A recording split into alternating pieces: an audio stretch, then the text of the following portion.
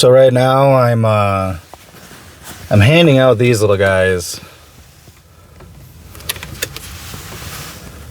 They are kind of like flyers for this free course that I recorded, and it's very primitive.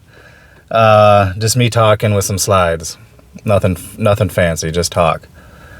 And in the intro, some people might take offense to it. My wife works in a clinic. She's going to be handing some out to some people who work in the recovery field. Now, over the years, I've done my due diligence, seeing what's offensive or not. Because it does sound like I'm bashing the medical industry. I'm not bashing the workers, though. It's not their fault. But the medical industry is obvious of what they're really all about. And I do totally proclaim a lot of the workers in the, I don't even like calling it healthcare anymore, just medicine field. But even in the healthier side, which I do deem some recovery works on the more holistic, natural, healthier side, as much as you can get within that realm in the jurisdiction of insurance and coding and stuff like that.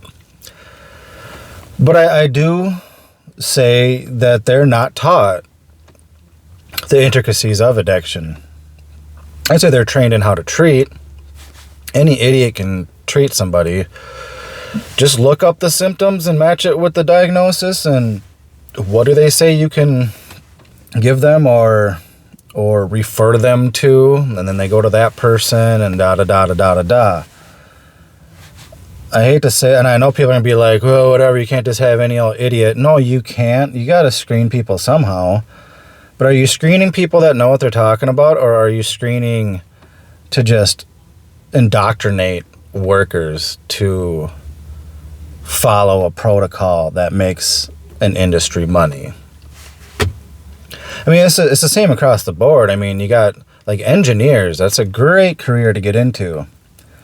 And I'm sure many people, like healthcare professionals, want to get in there to build cool stuff, help build cool stuff to help people. And they get huge paychecks to do so, but what are they actually building cool stuff to help people? You have to go out on your own to do it. Just like a doctor, to actually practice good medicine, you have to have a private practice. Otherwise, you don't get to do what you want. And even then, they keep changing the rules on them, and you're risking your license and your livelihood. But engineers, like windmills is a good example. Ooh, you engineered a windmill. We've had windmills for hundreds of years. Granted, they didn't really work with electricity as much, but like, this isn't a new technology.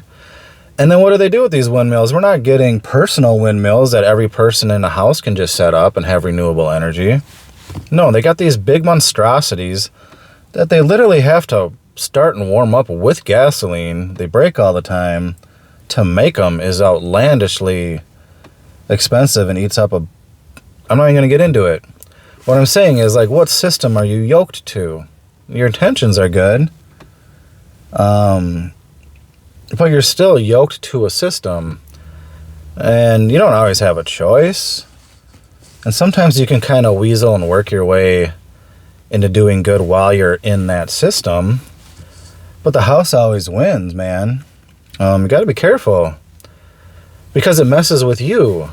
No matter how good your intentions are, if you're being commanded by your post officer, your boss, to sell as much of this poison as you can, no matter what the science actually says about it, we're going to tell you it's good and you need to do it, no matter what your morals are. There used to be an oath. Oaths are pretty important. Oaths have been around for a while.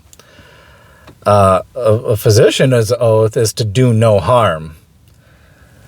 And all I'm saying is, it's well known that the third leading cause of death, I'm just talking about death, not injury or side effects. I'm talking about death. The third leading cause of death in America is the medical industry. Their protocols are the third leading cause of death.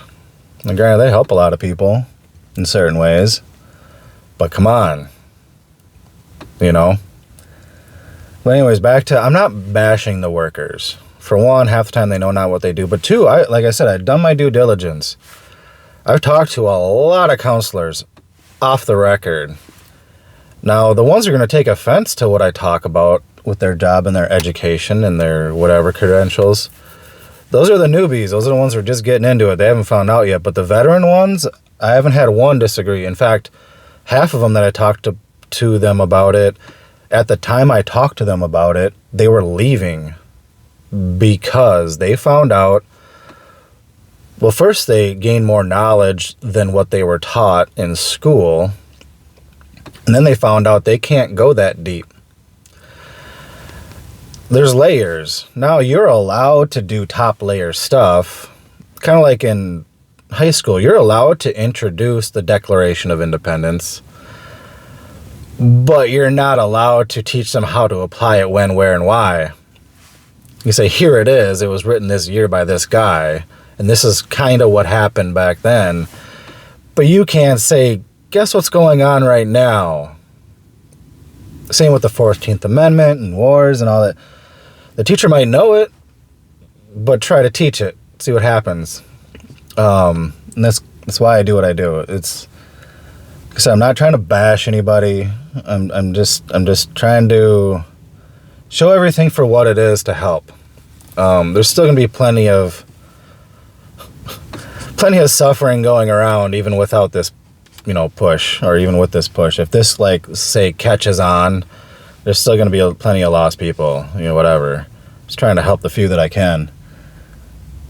But I know some will take offense to some of this stuff. And that's okay.